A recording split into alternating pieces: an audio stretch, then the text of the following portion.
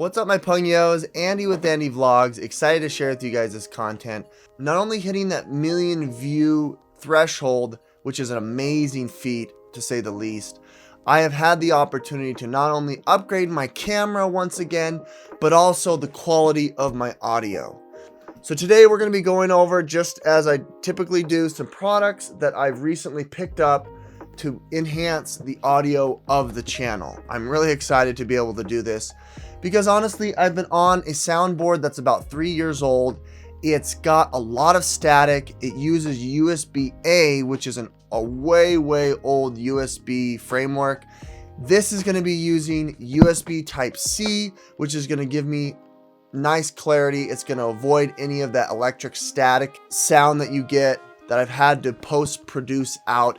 As the title suggests, we're going to be going over a product from Yamaha. It's called Steinburg UR22C. This is a 2-channel USB-C audio interface. Let's go ahead and unbox it. This is the Steinburg UR22C. They do have a UR24C, which I was looking at. It was about $60 more. It only seemed like it had one additional setting to it. Everything else was the same. In other words, you're getting the USB 3 to USB Type-C.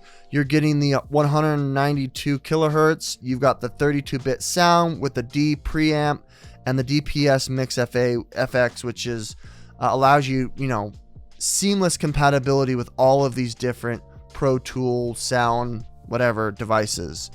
What's nice is it does come with some AI software that I don't really care about. Nonetheless, all I care about is being able to get rid of that electric static hum, and hopefully using the USB Type-C is going to do that. Here is all the other information on the back. You can pause the screen if you want to look at it. All right, let's go ahead and open this up here. Show you what this interface looks like. Pretty straightforward. Firstly, it comes with your USB 3 to USB Type-C cord, which is very exciting. It's got all of your warranty and instructional information, which is pretty straightforward. And then you've got the interface itself. Very small, very sleek, very exciting. There really isn't a power cord. I mean, again, we talked about the USB-C is what's going to drive your power, and it's going to drive the data. That's what's amazing about USB Type-C, is that it's capable of utilizing those two aspects of the device.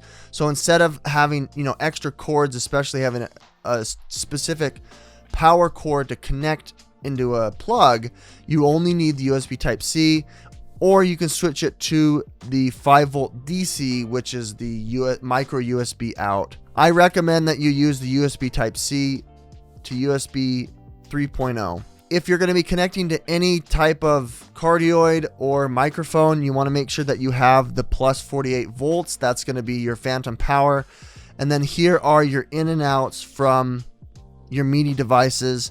Here's your left and right audio speakers, which is going to be great. Hopefully in the future I can upgrade to that to be able to hear playback.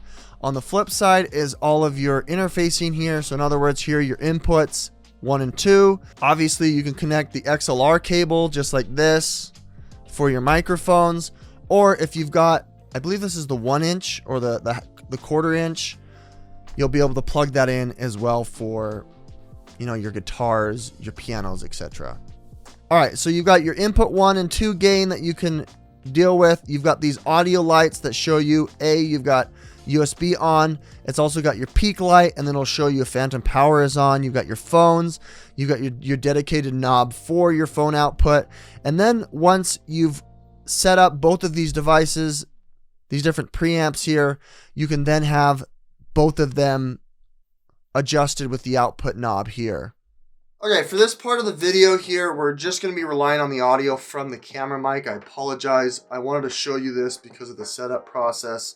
So we've got our first input into our microphone here. As you can see, we're going to go ahead then, and on the back side of it, we're going to plug in the USB Type-C. We're going to select USB Type-C power source, just like that. Then we're going to plug this power source into a USB port. We're getting some movement here. You can now see the lights are all turning on. We've got this nice little dedicated white light around the input. USB was flashing until now it's solid. That means it's connected to my computer. Now we've got the plus 48 volts for the Phantom, and we're not peaking at all because I have all of the gains down. So I'm going to turn the gain up until it peaks. Right before it peaks, it's not peaking anymore.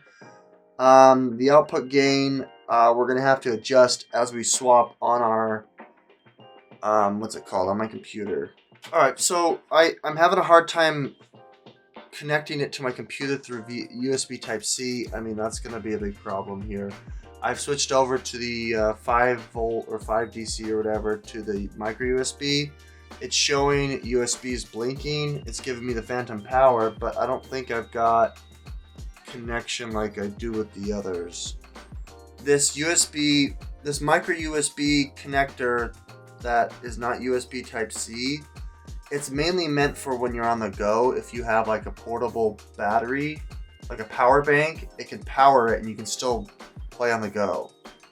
But the problem is I can't connect to my computer. This is really frustrating. What I'm so surprised is that it doesn't even get recognized in Audition. Yeah, device error. It's erroring. Okay, I'm downloading the drivers now. Okay, you have to go to the website and you have to download it and update the driver. Apparently this is through Yamaha. I didn't know that. I didn't know Steinburg was a Yamaha device. We're resetting the computer and now we're going to go back. Testing to test. How come it's mono? Why is it mono? What's happening? How come it's mono? What's going on? Why is it doing this? Why is it doing this? What's happening? I don't understand why it's mono. Okay, I finally got everything working. We got the USB-C connected, 3.0. It's working. I had to download the drivers, restart my computer, and now it's working. It's recognized on my audio Adobe Audition. Now, it's only outputting as a mono sound. That makes it sound really, really buttery smooth. But it's only playing on the left ear. However, when it outputs into this video, you're going to be able to hear it as stereo. I don't understand what it's doing, but it sounds really good nonetheless. All right, so we're here in Adobe Audition, just kind of show you what to expect with this device. While it's not a terrible device and it gives you very good sound quality, as you can hear, you can see when you record a piece of audio that it's only recording on the channel that you place, obviously, the XLR in. It does have 2 inputs, but my problem here for this product is that I'm not recording music, and so it's not advantageous for me to record each individual channel mono. I need it stereo. So as you can see, this footage for a video I did, it's in mono. It's only coming out of one ear. And that's a problem for me. I need it to be able to honestly record without any issue straight from it stereo audio. Now I've switched my sound card back to my old one, unfortunately, and now you can see here that the audio is recording in stereo rather than recording mono. And that's a problem for me. And that's why ultimately I can't really recommend this as an awesome podcasting device unless you're actually going to put it through a DAW or some other sound software that will be able to pull them together and put it as stereo. Now you're asking me, Andy, well, isn't that what you're doing right now with Adobe Audition? I don't want to have to go in and add extra steps when I'm recording to make my sound stereo. And so even though I can go into Audacity or I can go here into Ableton or Adobe Audition and do all the post-processing, I don't want to add extra steps in my podcast or in my video review that causes extra time and attention. And that's just something that I don't want to do. I want to just be able to pull up the program, hit record, export it to Premiere Pro, and then cobble it all together. But unfortunately, this audio interface doesn't allow me to because it's not meant to do what I want it to do. And that's what it comes down to. With that said, folks, as I kind of demonstrated on my computer, this product is not really good for what I want. It could be good for what you want if you're using GarageBand, Audacity, if you're using, even if you're using Ableton Live or Adobe Audition properly. I apparently am not using it properly.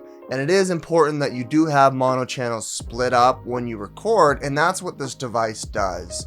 It does have the awesome integration, and it does have its own proprietary software that you can download. But for me, what I need to do is just get really clean audio, record it from Adobe Audition, and then import it into Adobe Premiere Pro.